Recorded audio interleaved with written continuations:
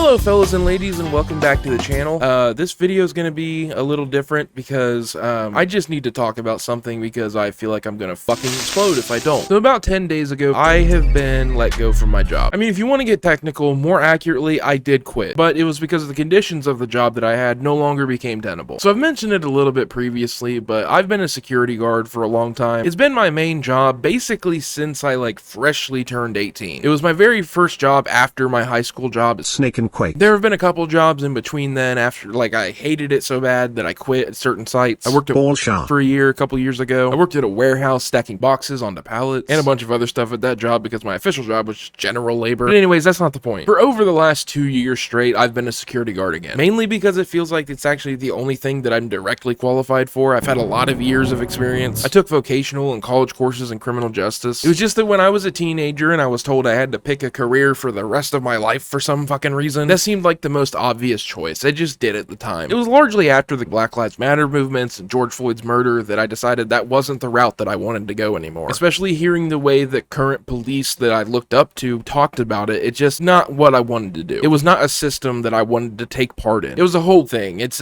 not what this video is about though. Like I've said 3 times in this video already, I've been a security guard for 2 years. It was very laid back and easy, especially compared to other security jobs that I've had in the past. I used to work security at a little company you might know that rhymes with Schmamagon, and that was a fucking ordeal. Technically, I signed an NDA, so I'm not allowed to talk about it. But with this job that I've had for the last 2 years, it has especially given me a lot of free time to focus on my passions like this. But then 10 days ago, I was let known by my boss that the client that runs the construction site that I was working security at was having money issues. And so they needed to cut back on certain things so that they could have more money to complete their project. It probably shouldn't have been a surprise that this was going to happen eventually. I mean, it's taken almost 2 years for them to create that shouldn't really take that long. Or maybe it does. I don't know what the fuck I'm even saying. I'm not an architect. I don't know anything about engineering. But because they had to cut back on certain costs, I guess the thing that made the most sense was to get rid of their security or at least downscale it. So instead of all of us working full-time, we are now working part-time with only 20 hours a week at normal pay. So that means no overtime, no benefits, no PTO, nothing. Any of the incentives that made the job worth it are now gone. And because I now had an out, I guess I just decided to take it. I honestly thought that if I took maybe a week to just apply for everything that I was maybe interested in, I would find at least something. Factory and warehouse jobs and forklift operator jobs are especially what I gravitated towards, especially because once you get a forklift certification, that opens you up for so many other career possibilities. I kind of wish that I had even done it sooner. But my kind of thinking on it is, I mean, if you just open your eyes and you're aware and you pay attention, you can probably do it. It doesn't require a degree, so that's awesome. You just gotta have the training on how to operate the damn thing. So I applied to every single forklift operator job in my area. Every factory or warehouse job that doesn't require a degree and pays at least $17.50 an hour, which was already 15 cents more than I was already making. I really thought that it wouldn't take this long. And yeah, I'm aware that there's a hiring crisis. Trust me, we'll get into it. But there are just so many openings in my area. In my area, I mean, not even the town that I'm in, but towns that are 30, 45 minutes away. But of course, just like the story for every single person right now that applies for fucking anything, nothing came up. Not a single goddamn one. There was one specifically that I'm not gonna name because maybe I can still get in later on that I was really interested in. I read the employee reviews, what the hiring process is usually like, what the qualifications usually are. I really thought that I was gonna get it, and then at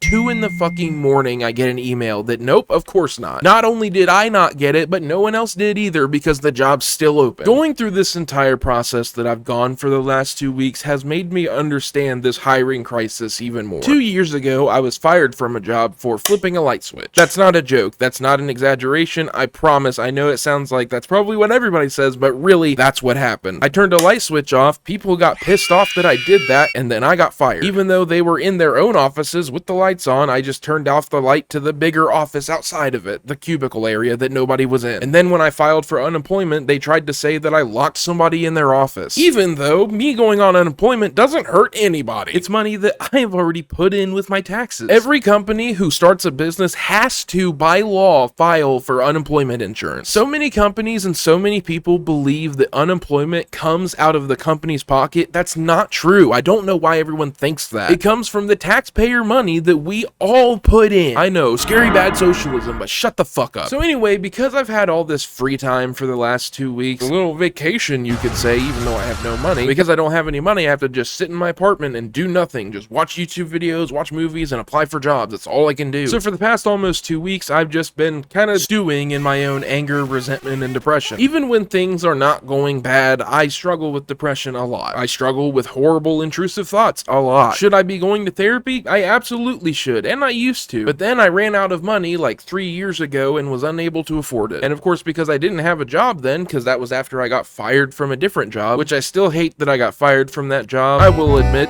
partially my fault, probably mostly my fault. Again, a whole story, we're not gonna get into it.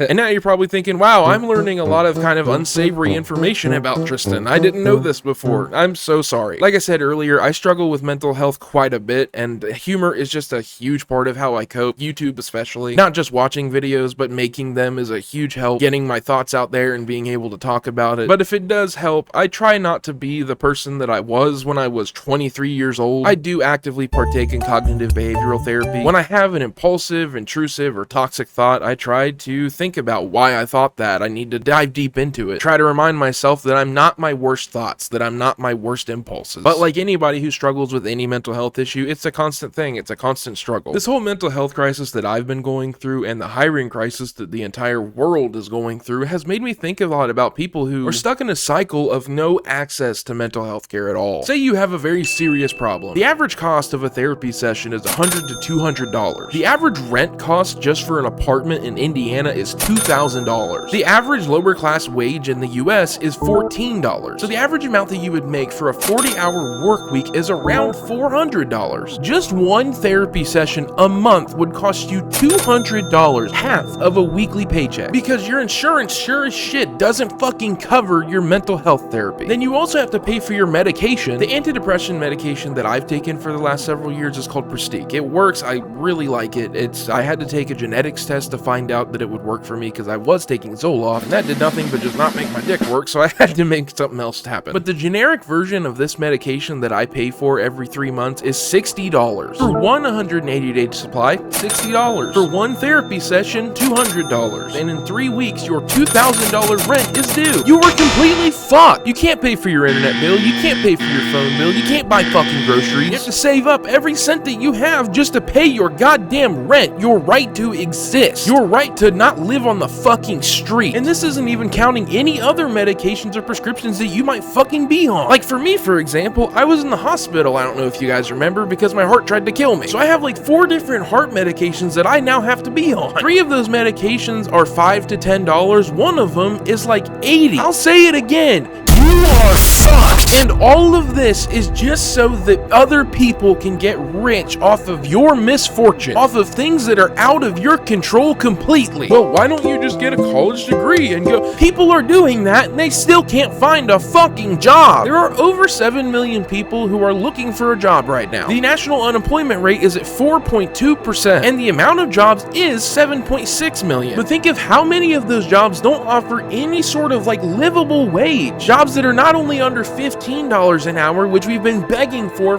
like 15 years, but jobs that are under $11, under $10, jobs that are the minimum wage of $7.25. When I first had a job in 2016 in high school only 10 years ago, I was getting paid minimum wage. After I left high school, became 18, and was able to work full-time, I had to beg and scratch and claw just to make $8.50 a fucking hour. 2 years later, I had to transfer out of state to make 10. So don't feed me this bullshit about nobody's working minimum wage jobs. Yes, they are. Just because you don't see it and you're not willing to doesn't mean it's not happening. Not to mention the actual livable wage is around $30. Even if you think that the minimum wage is actually $15 in practice, that's still half of the livable wage. All of this just so they can buy another yacht, buy another mansion, so they can make $6 billion instead of $5 billion a year. Also, all your fucking tax money can go to unnamed apartheid state to send bombs to innocent people. Every single bit of crisis that we have is fucking manufactured to keep you broke, poor, and stupid. But you're worried about the companies with pride flags in their bios instead of the companies like military contract companies that I probably shouldn't directly name because I don't feel like being gang stalked and having my life ruined by the federal government, who are given your tax money and government subsidies and contracts, funding a surveillance state and missiles, people that are making doing things to actively harm you and kill you. Fuck you! Disney's not the enemy because they made a bad movie and they have woke DEI bullshit. They're the enemy because they give money to lobbyist fucking psychopaths. Sony's not the enemy because they put a girl in God of War. They're the enemy because they're trying to take every single cent of your money and drain it all, and you don't even own the fucking product you're buying. The entire world is trying to fuck you over, but you're worried about culture war bullshit instead of focusing on the real issues at hand. Fuck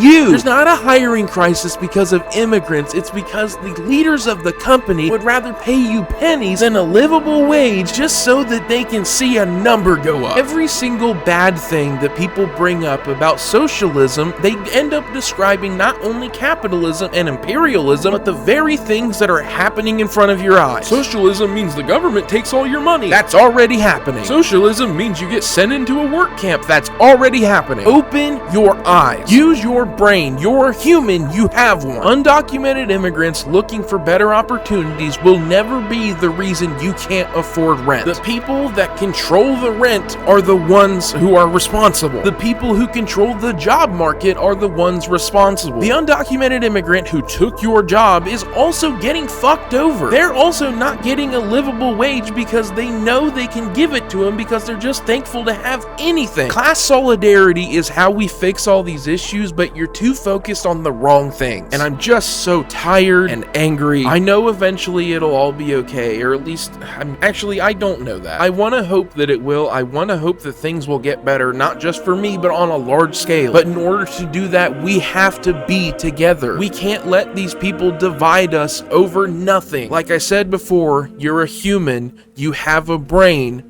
use it. Alright, now I'm done.